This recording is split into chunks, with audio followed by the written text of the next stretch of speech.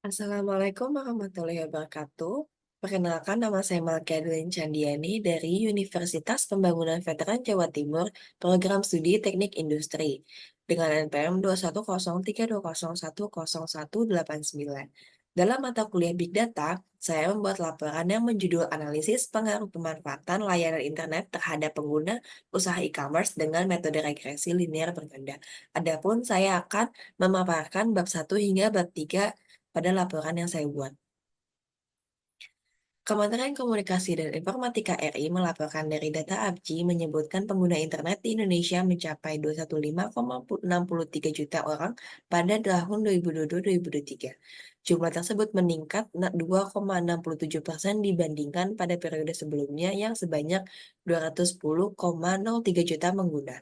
Sedangkan pada tahun 2022, Bank Indonesia melaporkan bahwa transaksi e-commerce mencapai 476,3 triliun rupiah, menunjukkan pertumbuhan sebesar 18,8% dibandingkan tahun sebelumnya.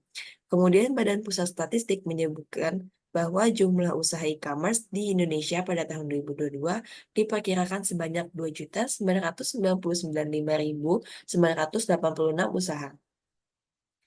Bahwa Indonesia memasuki era digitalisasi yang pesat ditandai dengan pertumbuhan yang signifikan dalam pengguna internet, transaksi e-commerce, dan jumlah usaha e-commerce. Hal ini mencerminkan potensi besar untuk pertumbuhan ekonomi digital di masa depan. Berdasarkan hasil survei sebelumnya, pengguna internet paling banyak digunakan usaha e-commerce untuk memenuhi kebutuhan dalam bisnis seperti komunikasi internal, pemasaran, manajemen pelanggan, pemesanan bahan baku, dan pembayaran. Oleh karena itu, pada laporan ini akan mengidentifikasi usaha e-commerce menurut pemanfaatan layanan internet yang digunakan dengan metode analisis regresi linear berganda untuk mengetahui sejauh mana hubungan antara penggunaan layanan internet berkorelasi dengan pemenuhan kebutuhan usaha e-commerce menggunakan bantuan software SPSS. Adapun rumusan masalah pada laporan yaitu bagaimana pengaruh penggunaan layanan internet terhadap pengguna usaha e-commerce. Dan tujuannya yaitu yang pertama mengidentifikasi faktor yang mempengaruhi pengguna usaha e-commerce, yang kedua mengevaluasi signifikan pengaruh setiap variabel independen, yang ketiga memahami kekuatan hubungan faktor layanan internet dengan pengguna usaha e-commerce. Walaupun batasan masalahnya yaitu data yang digunakan dalam perhitungan adalah data usaha e-commerce menurut pemanfaatan layanan internet yang digunakan tahun 2022. Yang kedua, melakukan analisis terhadap variabel bebas dan pengaruhnya terhadap data pengamatan pada variabel terikat. Yang ketiga, melakukan pengujian untuk menentukan arah hubungan dan besar hubungan tersebut. Asumsi-asumsi pada laporan yaitu yang pertama, data yang digunakan dalam perhitungan ini merupakan data yang pasti dan tidak mengalami perubahan.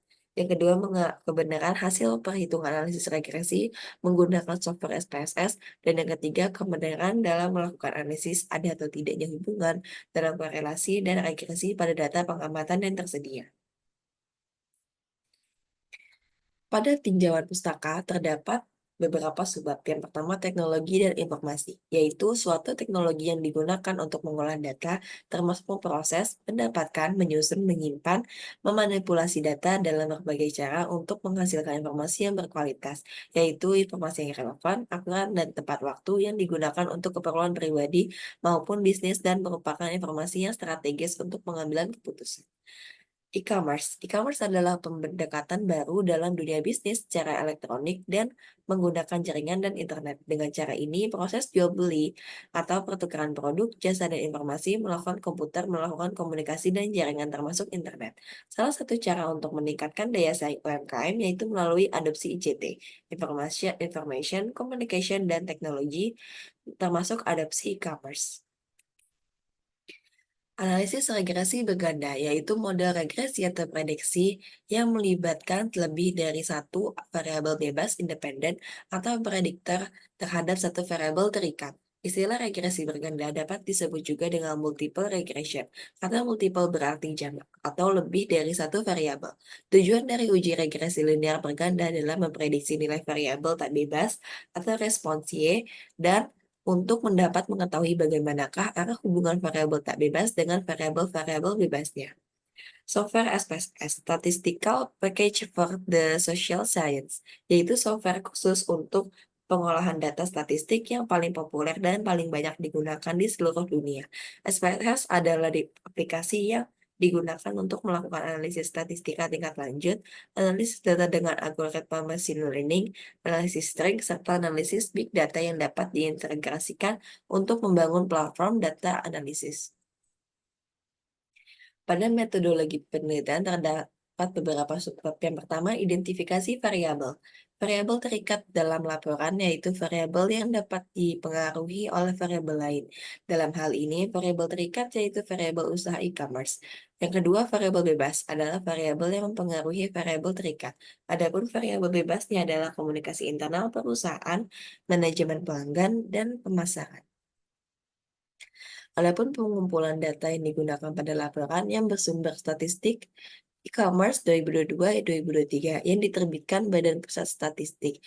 Terdapat beberapa provinsi di Indonesia, yaitu 34 provinsi yang ada di Indonesia, dari Aceh hingga Papua. Kemudian variabel terikatnya yaitu usaha e-commerce, yang terdapat beberapa di sini dari Aceh hingga Papua. Kemudian variabel bebas yang berisikan eh, manajemen pelanggan, komunikasi perusahaan, dan pemasaran. Adapun flowchart dari laporan, di sini terdapat yang pertama, studi laporan dan studi literatur, kemudian perumusan masalah, kemudian pembuatan tujuan penelitian, yang dilanjutkan dengan identifikasi variabel operasional, kemudian pengumpulan data yang itu variabel terikat usaha e-commerce, variabel bebasnya komunikasi internal perusahaan, manajemen pelanggan, dan pemasaran. Kemudian dilanjutkan dengan analisa dan data menggunakan analisis regresi linear berganda. Kemudian dilanjutkan pengolahan data yaitu uji analisis regresi berganda menggunakan software SPSS. Kemudian pengujian valid, apabila tidak valid dilakukan uji pengolahan data ulang hingga valid, kemudian dilakukan hasil dan pembahasan, kemudian kesimpulan dan saran, kemudian laporan selesai. Sekian pemaparan bab 1 hingga bab 3 laporan dari mata kuliah Big Data. Kurang lebihnya mohon maaf. Wassalamualaikum warahmatullahi wabarakatuh.